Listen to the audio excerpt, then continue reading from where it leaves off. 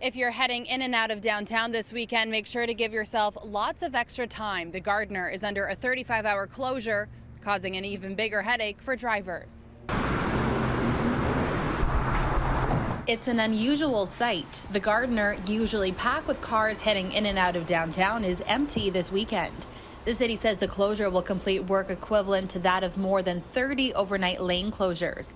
But for those driving into the city, it's taking longer than expected. Obviously, it's an inconvenience. I was very late for where I was going today, but it's pretty wonderful to see it empty for the only time I've ever seen it in my life. We did drive in today from Kitchener, and it steered us towards the QEW, so it was a minor delay, but I'd say if you allow an extra 10-15 minutes, then you can account for it. The work includes the resurfacing of all 3 lanes across multiple stretches of the expressway, crack and pothole repairs, replacement of guide rails, signage and lighting, and clearing catch basins to prevent flooding.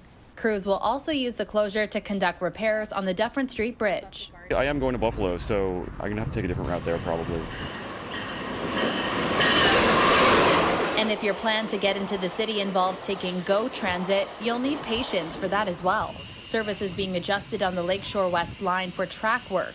Metrolink says trains will be operating on an hourly schedule between Union Station and West Harbor GO. And if you're connecting from Lakeshore East, not all trains will continue past Union. Meanwhile, on the TTC, Ontario Line construction is impacting subway service over the next couple of days. Trains on Line 2 will not be stopping at Pape Station today and Sunday. Shuttle buses will be operating along Danforth between Broadview and Coxwell stations. Also today, there will be no subway service between York Mills and St. Clair stations for planned track work. Shuttle buses will operate.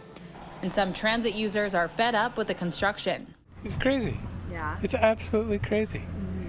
It's like they want to do everything all at once. I take the Queen car east from Broadview. Sometimes it's slow because they're doing the work on the bridge for the Ontario line. It's usually pretty good. But if I'm going downtown or anything, it's a nightmare. The Gardiner is scheduled to reopen by tomorrow morning, while the York on-ramp is scheduled to be closed but reopen on Monday morning at 5 a.m. In Toronto, Catalina Gillies, City News.